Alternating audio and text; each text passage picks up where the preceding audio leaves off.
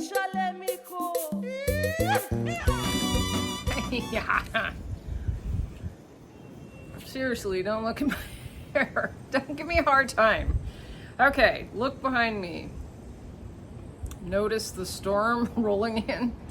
It's really bad this way. Wow, I don't know, you can't see. Anyway, hello and welcome to another,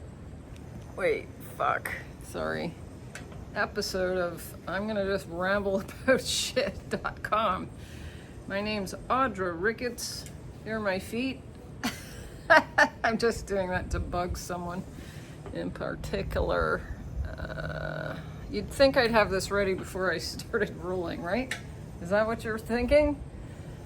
So it's been another mother beep hot day. In fact, I think it's getting worse. And I was telling people, I'm in Puerto Vallarta, by the way. I was telling people, no, I think last month was worse. And I was so wrong. It's so wrong. But yeah, the storm's coming in, so it actually probably will cool down a little tiny bit, and then it'll get hot again. But that's the dealio. That's not why I'm here. I thought I'd just roll the camera because I just got a comment from someone saying, wow, you've been sharing some pretty real stuff. And that's actually always been what I wanted to do, not necessarily show restaurants off in Puerto Vallarta. I am sweating my ass off. That's why I look like this. I got distracted. Yeah, I want to share real stories and experiences from my life. If it happens to do with Vallarta, groovy, but it was never my intention to be the Puerto Vallarta guru, and I sure as hell am not, if you didn't notice. I know like this much. But I do like sharing what I've learned since I've lived here and what I've experienced. But that's why I started shooting this kind of stuff where I'm just being me. Isn't it wonderful? And I know you hate that I mention my hair all the time, but I'm going to tell you a quick story about my hair. I've lost like half of it since I moved here, which is fucking terrifying. If you've ever experienced that kind of thing, you would know. And I've never had that issue in my life, and like ever since I moved here, my hair is from another planet. I always say, oh, the rain's coming. Here comes the monsoon. Maybe it'll monsoon while we're talking.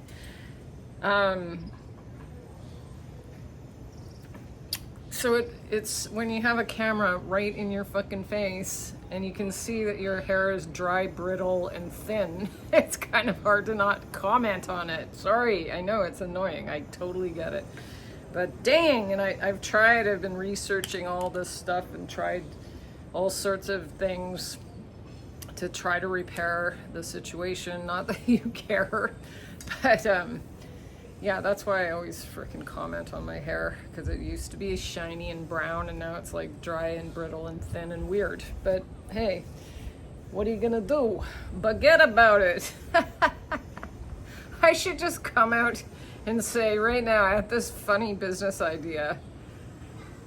Maybe I shouldn't say anything about it right now, but no, I thought it would be a really good business idea to sell, just have maybe like a cart where you sell only baguettes, or a restaurant, and it's called Baguette About It. And I told my friend about it, a very good old friend of mine who lives in Toronto, this idea, because I'm like, it's like $1 billion idea. Listen to this. And I said, promise me you won't tell anyone about it, because it's my idea. I don't want anyone to steal this idea. Of course. Well, he actually came to Vallarta a few months ago, and he was with a really good old friend of his, and they've known each other since childhood. And somehow the Baguette About It thing came up. She goes, I haven't, like, any person, when I'm with Jonathan, any person, oh, that's his name, that he runs into, he tells that idea to. He literally is doing the complete opposite of not telling a soul. He's telling every person he comes across my $1 billion baguette idea. So now I'm telling you, so it's done. Someone's got to do it.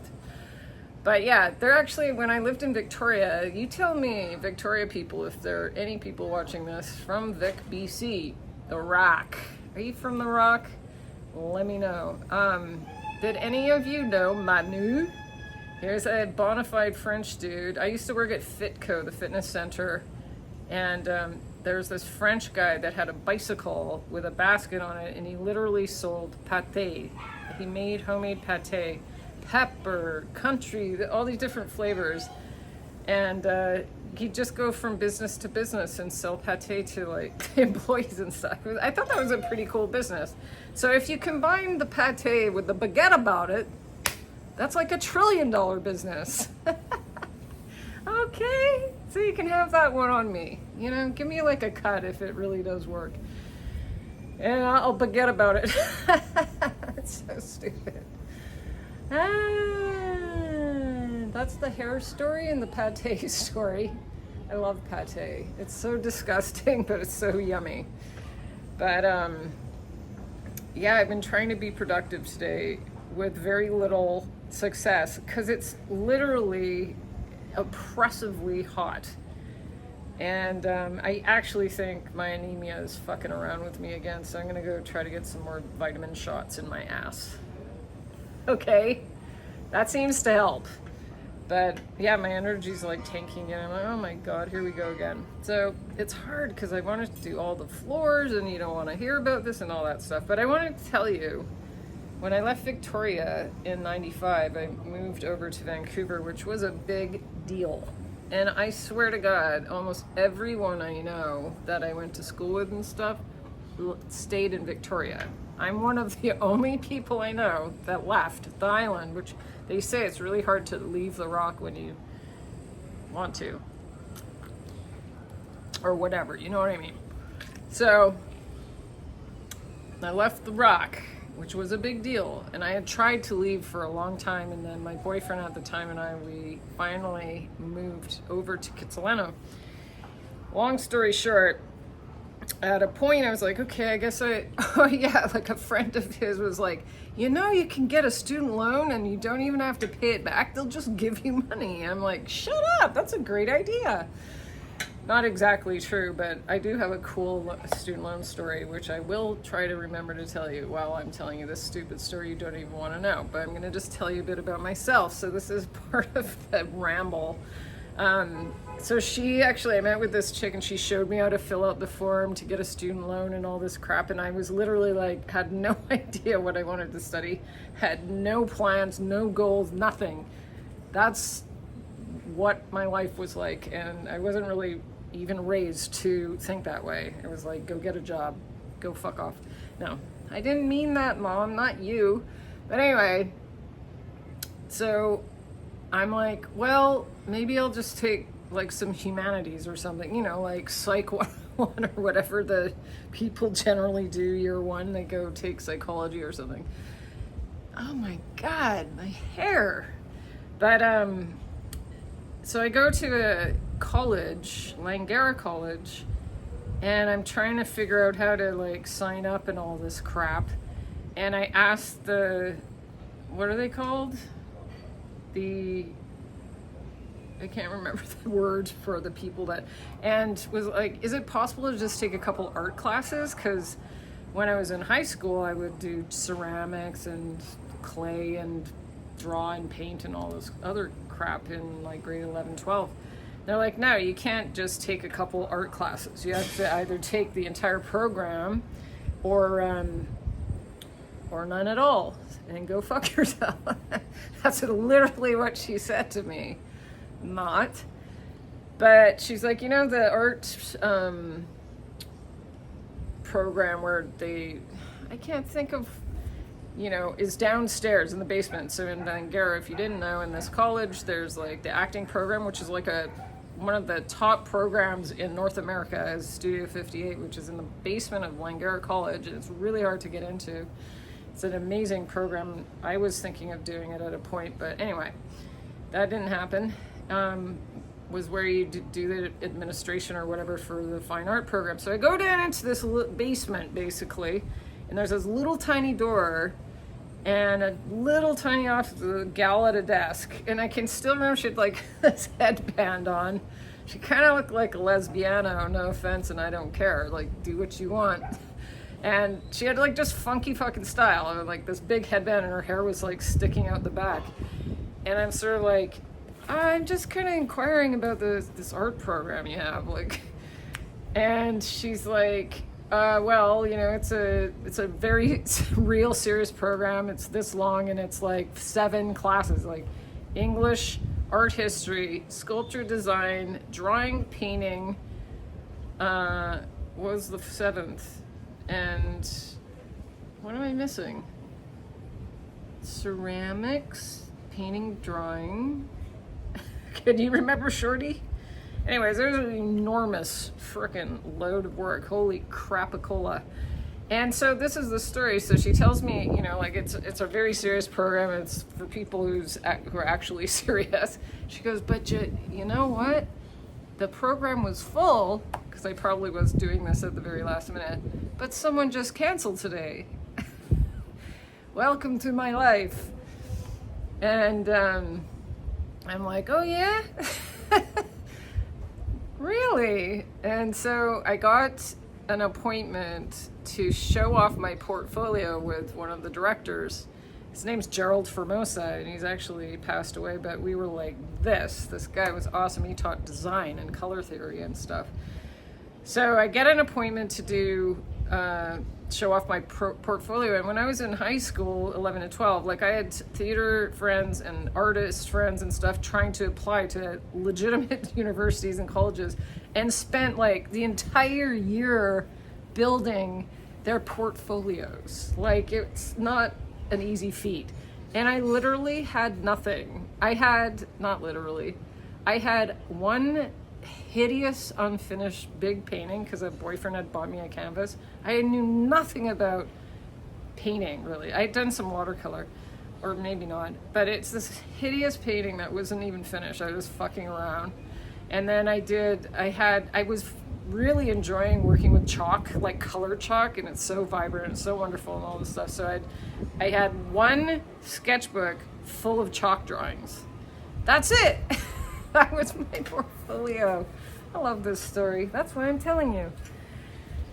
And I get my appointment with Gerald, and I get in the room with him with my shitty, hideous painting and this portfolio, or this sketchbook. And he's looking through the pictures. And this is the guy that taught art theory and design and stuff. And he was so freaking adorable, because you would have to do this crazy process with gouache paint and learn and do a perfect color wheel. And you have no idea how time consuming it is to get it right, where the gradations are just exactly like or red into yellow. Like, it's just like intense, red into orange into yellow. And he loved doing this. He would do it just for fun. And he carried like tiny little color wheels apparently in his jacket. So when he wanted to seduce women, he was a Mediterranean guy, he would pull it out and fan open the color to try to like seduce the ladies. I'm not making this shit up. Love Gerald. Gerald, are you here? Yeah, so he looks through this stuff and he turns to me and he's like, basically goes, are you fucking joking? Do you realize the work people put in to doing this interview with me to get into the school? Like, he's like, this is like, you know, bad. But then he goes, but you know what? I can tell you understand color. And like I said, when you work with chalk pastels, and seriously, go buy yourself some right now. They're so fun. If you like drawing, get a nice sketchbook with nice white paper and get chalk pastels, not oil. Do not get oil. Fuck oil pastels. Get chalk pastels. The colors are so rich and beautiful, and it's just such a great way to screw around and draw. Okay, so go do that right now. But wait, I'm not done. So anyway, he saw that I somehow knew about color, and I guess because he loved color so much and whatever, he basically got me into the program, accepted me. So that is how I ended up in art school. Ta-da!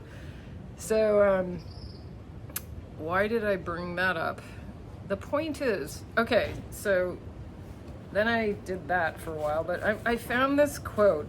So when I was leaving Vancouver, or when I was in Vancouver and dreaming, and I've been trying and wanting to be a travel show host for years, and I've probably told this story. I worked at this horrific, like, dive restaurant in downtown Vancouver on Granville and Robson.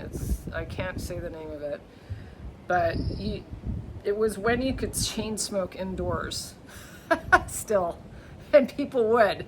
It was disgusting. And I was working there as a server, and it was owned by a couple dudes and a couple brothers, and one of the brothers would literally drink vodka all day long. Someone's got to do it, right? I mean, what a job to be there stuck in for 30 years or whatever, probably. Anyway, I was in the kitchen at that restaurant working one day, and on the television in the kitchen, they played a clip or an ad for like Lonely Planet or one of those travel shows, and then it featured Ian Wright, the British famous travel show host, who's so lovely, and he's like the best travel show host that's ever existed. And I watched this little, I swear to God, every cell in my body was like, I want that, I want that, I want that. And that was in 1999, because I remember I worked there the night, like the New Year's of the millennium, when the whole world was going to explode, and you weren't allowed to smoke after that in any public place, inside a restaurant or bar or anything. So it was a big deal at the time, and I used to smoke then too, which is gross. Shorty, what are you looking at? You want to come and say hi to everyone? Hold on a sec. Shorty's got something to say. Come here. Look who's in the house. Go, Shorty. It's your birthday. We're gonna party like it's your birthday.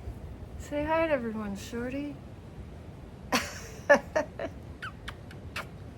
Okay. I try to not let him lick me too much because he likes to dine on dead fish on the beach. You know what I'm saying? It's grotesque. Where was I? So yeah, I wrote these, if I haven't shown them already, these really silly, like, reminder and index cards about I want to travel and get a YouTube channel. Anyway, I cut them out of my day planners and my journals and stuff, and repaste them when I finish one into the next one and all that stuff. And actually, here's a picture, a little collage I made of travel locations with Ian Wright. This is Ian Wright. He's freaking my favorite person in the world. And there's me in a bikini. Woo! But, so I'm kind of trying to, what I guess I'm saying is, folks, and you got a dream you want to pursue, or that you've had in your heart for your whole life, and you think it's impossible.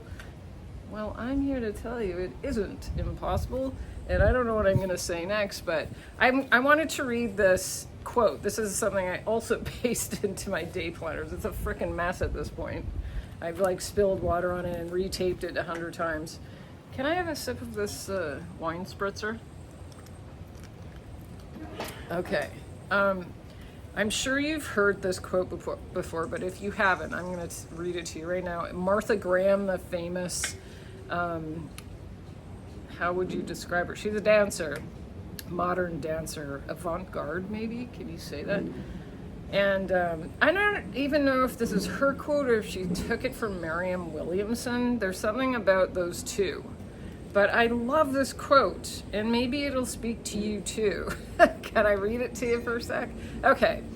There is a vitality, a life force, a quickening that is translated through you into action. And there's only one of you in all time. This expression is unique, and if you block it, it will never exist through any other medium and be lost. The world will not have it. Think about that. I'm talking to myself right now. It is not your business. I love this part. It's not your business to determine how good it is, not how it compares with other expression. It is your business to keep it yours clearly and directly, to keep the channel open. You do not even have to believe in yourself or your work.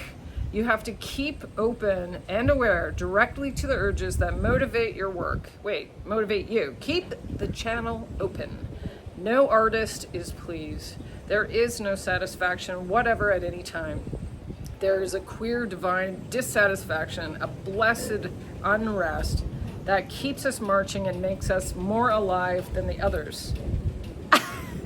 Isn't that great?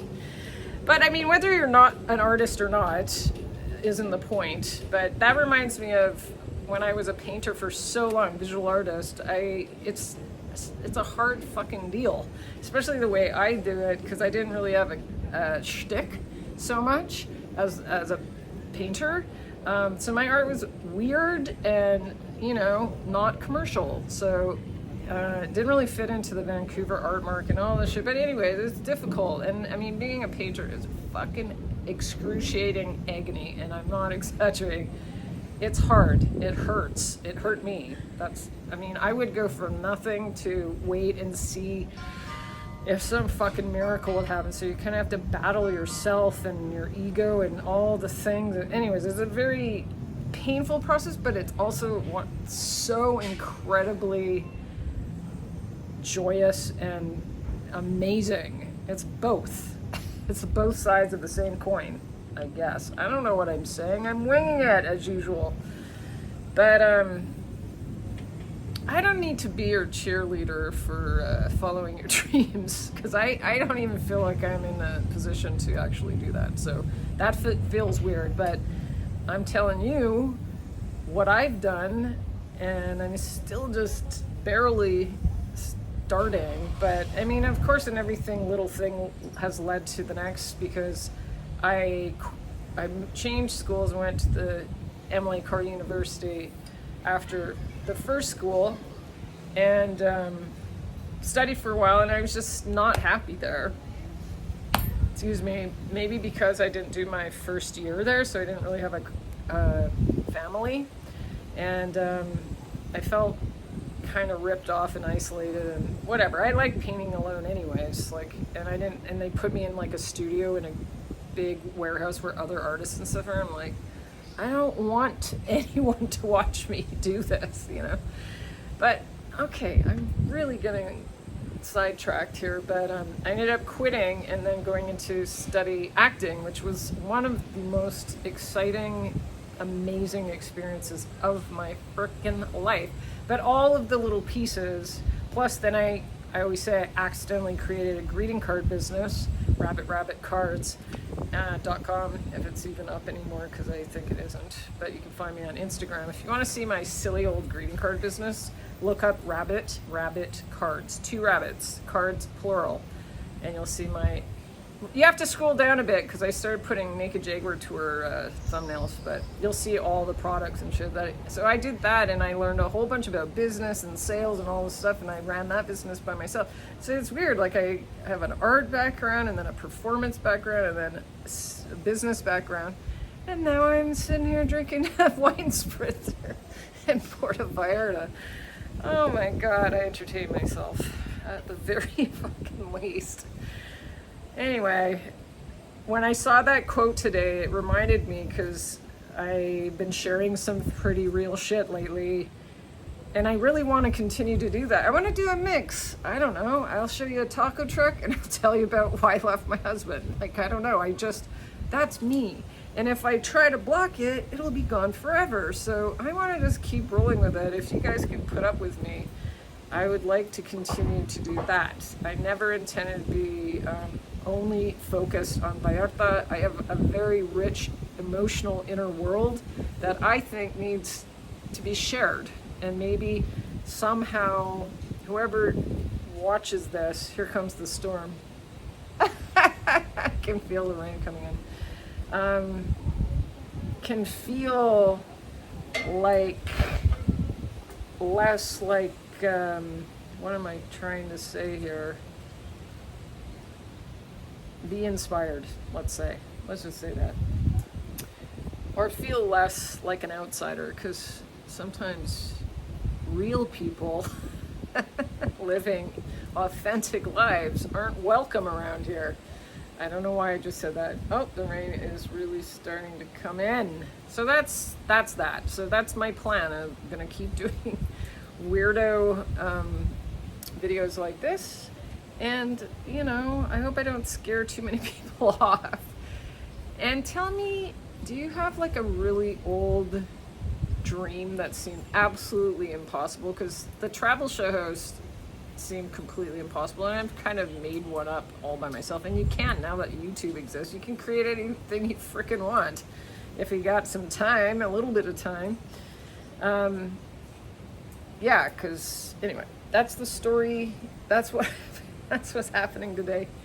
I was gonna go for a wander, but I think I might have to stay home tonight. Maybe I should do a YouTube live tonight. Whoa, that would be crazy. Anyway, I hope you are all at peace. Wouldn't that be nice? Inner peace once in a blue moon. And smiling. Wouldn't that be nice too? Yeah. Thank you for watching, listening, putting up with my ramble. Thank you for subscribing if you already have. And if you haven't, consider subscribing. It's perfectly free. Half price. Check it. It's free and it helps the channel, apparently. I mean, I'm still learning about it. And like and share if you feel like it. If anyone wants to listen to this garbage. Yeah, look up this quote.